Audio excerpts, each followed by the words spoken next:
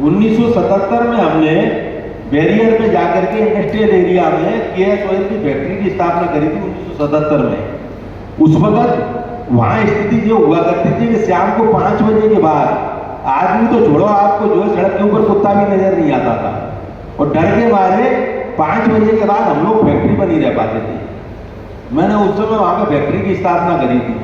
वो आपको एक बात और बता दूं, जब दिन के टाइम में कभी कभार में ऊपर छत पर हमारा 2 मंजिला मिल होता था, दाल मिल चलाते थे, दाल को ऊपर छत पर सुखाने के लिए फैलाते थे, तो मैं कभी कभार उसके ऊपर छत की मुड्रेर पे जाके बैठ जाया करता था। तो मैं जब रोड पे गिनता था तो 1 मिनट के अंदर 3 व्हीकल निकला करते थे, केवल 3। आज आप गिनने बैठ जाना तो 1 मिनट के अंदर वो 300 व्हीकल निकल जाए। उस वक्त इतना सन्नाटा रहा करता था। और बैरियर पे केवल बैरियर चौराहे पे आकर के एक गौरमल सेठ का होटल होता था और वहां पे कोई व्यवस्था नहीं होती। हमको यदि चाय भी मंगानी होती थी तो बैरियर आदमी बेच करके हम चाय मंगाया करते थे। उस समय से मैं फैक्ट्री से जुड़ा हूँ, लोगों से जुड़ा हूँ। उस वक्त जो गांव का अभी नाम सुंदरपुर हो गया है, उस वक्त उस गांव का नाम हुआ करता था गौदूपुरा। वो गौदूपुरा के आज भी मेरे यहाँ पे काम करने वाले ऐसे लोग हैं जिनकी 3 पीढ़ियों ने मेरे यहाँ काम किया। आज जो काम कर रहे हैं उनके पिताजी मेरे यहाँ काम कर रहे हैं, उनके बेटे मेरे यहाँ काम कर रहे हैं। तो पूरा जो सुमावली का ज्यादातर का इलाका है, क्योंकि मेरी फैक्ट्री भले ही मुरैना में आती है पर उसके आसपास पूरा सुमावली का क्षेत्र लगता है। तो सुमावली में आज भी मेरे फैक्ट्री में काम करे हुए बहुत सारे लोग रहते हैं। तो मैंने उस समय से फैक्ट्री का काम संभाला है।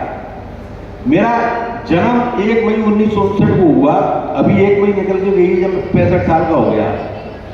शिक्षा के क्षेत्र में मैं शुरू से कमजोर रहा। मेरे कभी 9वीं क्लास तक 35% से ज्यादा मार्क्स मेरे कभी नहीं आए। पहली बार ऐसा हुआ जब एक बार जो है हम भी गंजरामपुर के और झारसिंह कक्का भी गंजरामपुर के हैं, तो मुरैना में आके भी उसी मोहल्ले में झारसिंह कक्का रहते थे, उसी में हम रहते थे। झारसिंह कक्का हमको बहुत प्यार करते थे, पर उनका क्या था, सोरी दरबार लग जाया करता था। तो कभी का हम मजाक करने कक्का के यहाँ चले जाते थे। तो एक दिन कुछ हमने ज्यादा मजाक करती सोचना हमने चांटा मार दिया। होली का टाइम था, तो हमने कक्का से चांटे के वसूली करूंगा मैं तुमसे। तो मैंने क्या किया, होली वाले दिन हम होली पे कक्का से होली की आग लगवाते थे। होली में जो अग्नि दहन करते थे वो कक्का से करवाते थे। तो मैंने क्या किया कि होली के अंदर कक्का के यहाँ से बहुत सारा सामान निकाल के होली के अंदर चिन दिया, ऊपर से कंडे लगा के लकड़ी लगा दी। और कक्का ने आगे वो पहले जांच करते थे कि मेरा वो सामान तो नहीं रख दिया, उन्होंने देख दाख के और होली में अग्नि प्रवेश करा गई और जाके अंदर लेट गई। मैंने खाट तखत जो रखे थे वो सब भी उठा के होली में रख दिया। वो कक्का आधा घंटा पीछे फिर निकले आए। जब उन्होंने देखा तो पुलिस बुलाई उन्होंने, पर हम जैसे जो उद्यमी लड़के थे वो सब भाग गए और 2-4 सीधे साधे रह गए। उन्होंने पुलिस आगे 2-4 डंडे बंदे मार गए। दूसरी होली पे हमारे पिताजी बोले कि तू यहाँ पे उद्यम करेगा तो हमारे पे चित्रकूट चला। हमारे पिताजी होली पे चित्रकूट जाया करते थे। तो हमारे कुलगुरु थे पंडित बाईदेव प्रसाद मिश्रा जी, जो माता मंदिर के बगल में रहते हैं। वो और पिताजी और हम माता जी चारों गाड़ी से जा रहे थे चित्रकूट। रास्ते में रुके दतिया पीताम्बरा पीठ पे। उस वक्त पीताम्बरा पीठ पे वो वहां के जो स्वामी जी थे, जो जिन्होंने तपस्या करी थी, वो जीवित थे वो। और हमारे कुलगुरु पंडित जी के उनके बहुत अच्छे संबंध थे। तो उनके साथ जब हम उनको ढोक देने गए तो पिताजी वगैरह ने दूर से ढोक दी। और मैं चूंकि मेरी उम्र उस वक्त 14 साल 15 साल की होगी, तो मैंने जाकर उनके पैर छीन लिए। तो जैसे पैर छीए उनको पैर कोई नहीं छीता था, उनको दूर से ढोक दी जाती थी। तो वो मेरे चेहरे की तरफ देखते रहे 2-4 मिनट तक। और चेहरे की तरफ देख के फिर पिताजी के नाम लेकर बोले कि नल्लू तोता जब तेरे लड़के के भाग्य में जो है शिक्षा नहीं।